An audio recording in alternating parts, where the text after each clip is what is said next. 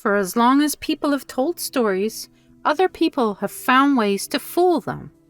And throughout history, some of those hoaxes have been so convincing that thousands, even millions of people believed them to be completely true. Some were created for money, others to make a point.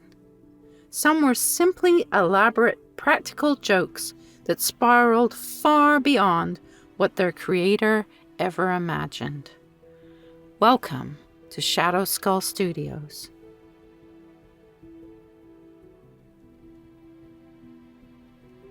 Take the famous Fiji mermaid, for example.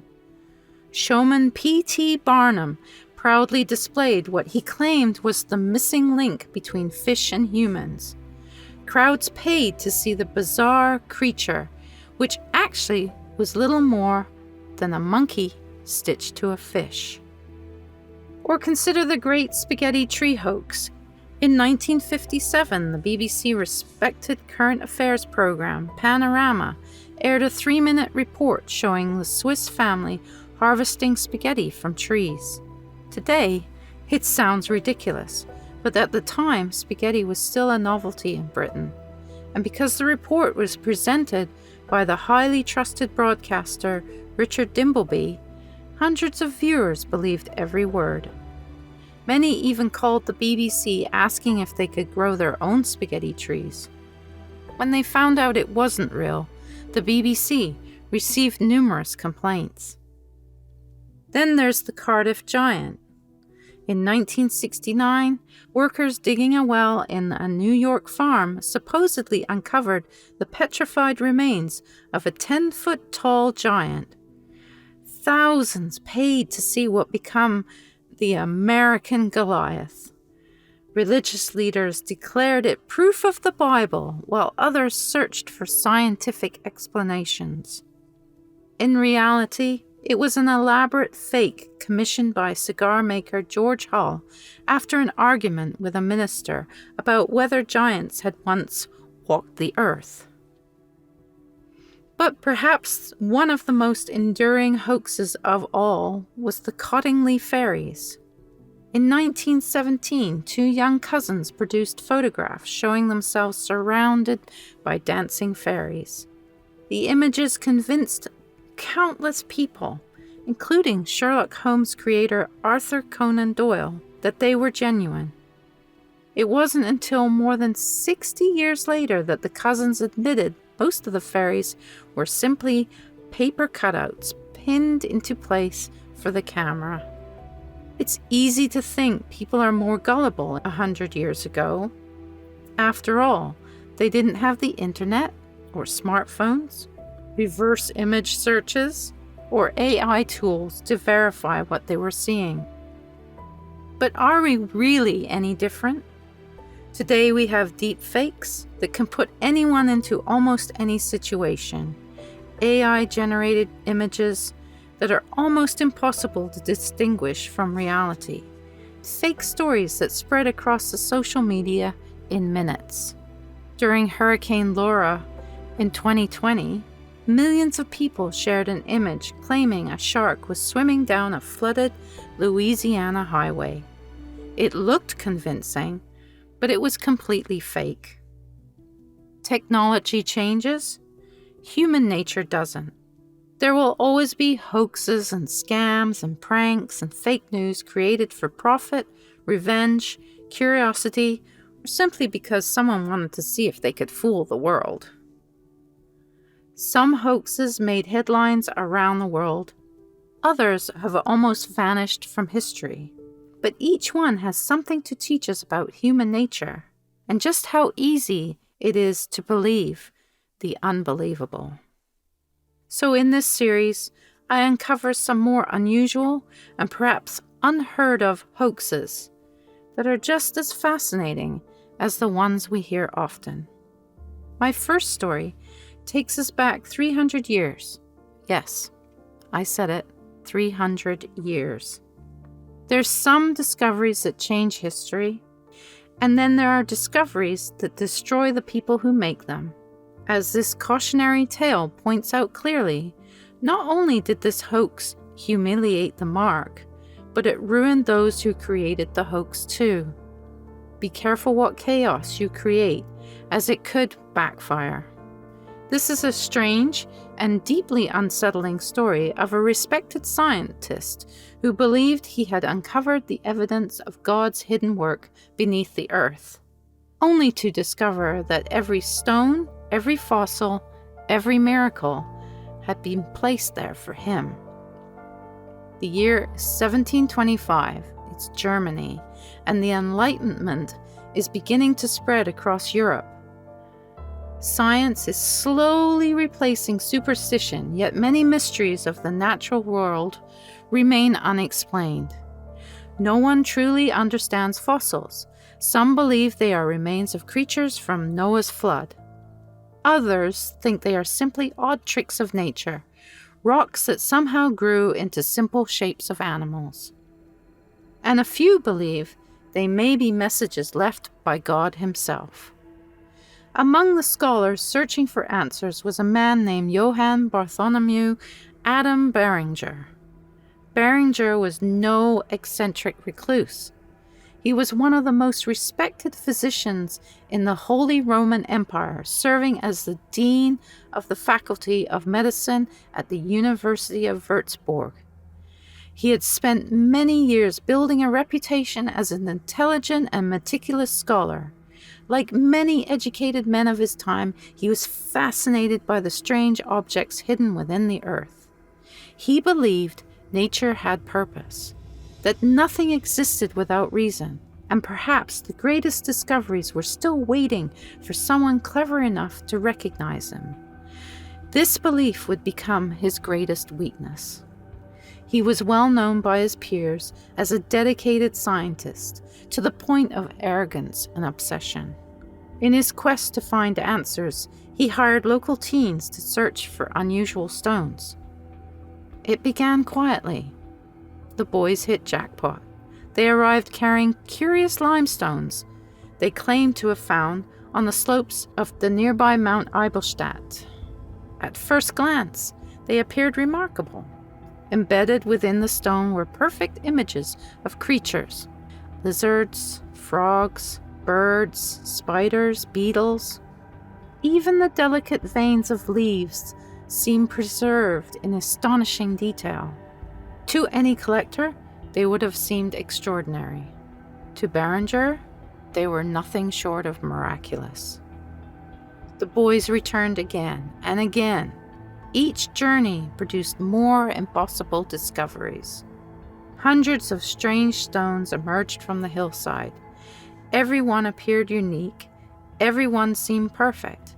Yet instead of growing suspicious, Beringer became increasingly convinced that he was witnessing something no other scientist had ever seen. He was certain this would be the find of the century, and he would be lauded for his discovery. Then the discoveries became stranger still. Some of the stones appeared to contain stars. Others showed suns and moons, and a few bore beautifully carved Hebrew letters. Most astonishing of all, several seemed to spell the sacred name of God. To the modern observer, this might seem absurd. Surely no genuine fossil could contain written language. But in the early 18th century, science was finding its footing. Perhaps, Beringer suggested, these were not fossils at all, but hidden works and messages direct from God. He surmised they were objects placed within the earth to reveal his divine power to those worthy enough to find them. The discoveries filled him with excitement. He commissioned detailed illustrations. He carefully documented each specimen. Finally, convinced he'd uncovered one of the greatest natural discoveries in history, he published a magnificent book describing the stones. His name seemed destined to live on forever. This was his seminal discovery, his magnum opus, his legacy. His time and hard work would go down in history. He was not wrong. His name is still remembered today. He did go down in history, but for all the wrong reasons. Somewhere, someone was laughing, because those remarkable fossils had never laid beneath the earth for thousands of years, waiting to be discovered by him. Instead, they had been carved only days before they were discovered. Every lizard, every spider, every sacred symbol had been painstakingly chiseled into limestone by human hands. It was later learned that jealousy and professional rivalry seemed to be the main motive. Perhaps their plan was not intended to go as far as it had. Maybe they expected Beringer to realize sooner that it could not be true. Despite their intentions, in hindsight, it does seem downright cruel. They knew Beringer was searching for rocks, so they hired local boys to bury the carved stones where Beringer would inevitably find them. The trap was almost perfect. It preyed not upon ignorance, but on curiosity they knew Beringer would want to know more. Each discovery reinforcing the last, each impossible fossil made the next seem just a little more believable. The deeper Beringer investigated, the deeper he fell into the deception. Eventually, the pranksters became overconfident. Among the final discoveries was a stone unlike the others. Carved into its surface was Beringer's own name.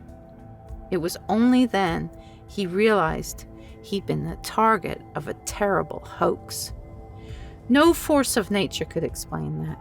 Even a divine miracle was unlikely at this point. In an instant, years of excitement collapsed into humiliation.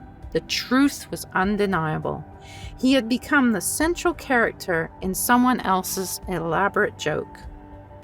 And the culprits? Fellow scholars. J. Ignace Roderick, a professor of geography, algebra, and analysis at the university, and Johann Georg von Eckhart, a librarian to the university, and Baron von Hoff, a local noble, decided to prank the professor as he was considered arrogant. They admitted later they wanted to discredit Beringer because they said, and I quote, "He was arrogant and despised us all." Beringer launched legal action against the men responsible. But the damage was already done. The scandal spread throughout academic circles. Roderick and von Eckhart did not come out of the whole fiasco unscathed by all accounts. The two were removed from their positions at the university, and Roderick was banished. Eckhart lost his post and privileges to use the library and archives. This hampered his own historical research, which was left unfinished after his death. Ashamed, Beringer desperately tried to recover every copy of the book he had published, hoping it would erase the mistake before it destroyed his reputation forever. But books have a habit of surviving. Nearly 3 centuries later, copies still exist, as do many of the fake fossils themselves. You can still look upon the carved lizards, the impossible insects, the stones bearing the sacred name of God, and remember that they fooled one of Europe's most respected scientists. Today, historians still debate exactly how much of the traditional story is true. Some details come from later retellings, and the precise roles of the alleged conspirators remains uncertain. But there is no doubt that the fossils were carved by human hands, and that Johann Beringer's name became forever linked to one of history's greatest scientific hoaxes. Perhaps that is why the story still feels unsettling, because it wasn't stupidity that deceived him. It was certainty. He wanted the impossible to be true, and the stones gave him exactly what he'd hoped to find. Sometimes the most dangerous traps are not hidden in the ground. They're hidden in our own beliefs. And somewhere in the quiet halls of museums, those carved stones sit. Silent reminders that even the brightest minds can be fooled. not because of lack of intelligence, but because they believed they had finally discovered something extraordinary. Thank you for watching this episode of Shadow Skull Studios. If you enjoyed today's episode, don't forget to like, subscribe, and ring the notification bell. Your support helps me uncover more unusual, forgotten, and wonderfully creepy stories from history to share with you. And if there's a mystery or hoax or strange historical tale you'd like me to explore next, let me know in the comments. I always love to hear from you. Till our next journey into the shadows, keep questioning, stay curious, because history still has plenty of secrets waiting to be uncovered. Until next time, stay spooky. Goodbye.